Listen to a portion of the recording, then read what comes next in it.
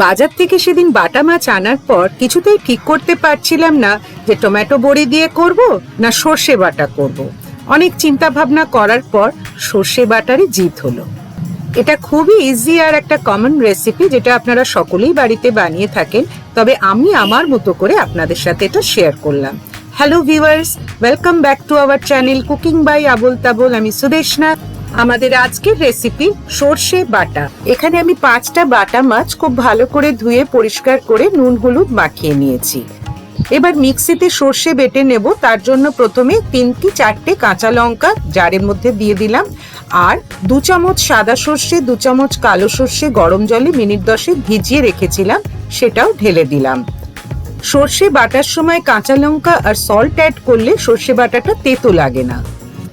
অল্প একটু salt add করলাম। এবার মিক্সিতে পেস্টটা বানিয়ে নিচ্ছি। পেস্টটা বানানো হয়ে গেছে। এই পেস্টটা এবার একটা ছাঁকনিতে ভালো করে ছেঁকে নেব। অনেকেরই সর্ষে বাটা খেলে গলা জ্বালা করে বা পেটের মধ্যে অস্বস্তি হয়, কিন্তু সর্ষেটা যদি বেটে নিয়ে এইভাবে ছেঁকে নেন তাহলে কিন্তু সেই প্রবলেম আর থাকে না। এইভাবে ছেঁকে সর্ষে বাটা ইউজ করলে অনেকের দেখে মনে হতে পারে যে সর্ষে বাটাটা এত পাতলা হয়ে গেল, হয়তো টেস্টটা সেভাবে ভালো আসবে না। সেটা কিন্তু আদৌ সঠিক নয়। আরো একটু জল মিশিয়ে নিলাম। এভাবে একবার করে দেখবেন, টেস্ট কিন্তু অ্যাজ ইট ইজ থাকে, কোনো রকম তার মধ্যে তারতম্য হয় না। বরং সর্ষে বাটা খেয়ে কোনো প্রবলেম হয় না। দেখতে পাচ্ছেন তো, এত ভালোভাবে বেটে নেওয়ার পরেও সর্ষের কত ছিবড়ে এটা বেরিয়ে এলো। এটা বাদ দিয়ে খেলে কোনো অসুবিধা শরীরে আর হয় না।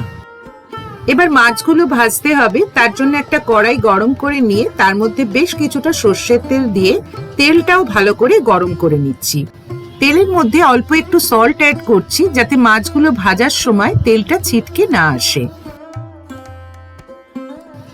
এবার এক এক করে মাছগুলো তেলের মধ্যে দিয়ে দিচ্ছি, তবে সব মাছ একসঙ্গে দেবেন না, তাহলে মাছ ভেঙে যেতে পারে। প্রথমে আমি 3টে মাছ দিলাম, তারপরে 2টো মাছ ভেজে নেব। তবে সর্ষে বাটা দিয়ে মাছ রান্নার সময় মাছ কিন্তু কখনোই আমরা খুব কড়া করে ভাজবো না। বাকি মাছ দুটো এবার ভেজে নিচ্ছি। সব মাছগুলো ভাজা হয়ে গেছে। এবার ওই কড়াইতে আরো কিছুটা সর্ষের তেল দিলাম। তেলের মধ্যে 1/2 টিস্পুন কালো জিরে, চেরা 2টো কাঁচা লঙ্কা শুকনো লঙ্কা আর 1/2 টিস্পুন থেতো করা রসুন অ্যাড করলাম। তেলের মধ্যে এগুলো খুব ভালো করে নাড়াচাড়া করে যখন খুব সুন্দর গন্ধ বেরোবে, তখন কিছুটা জল অ্যাড করলাম।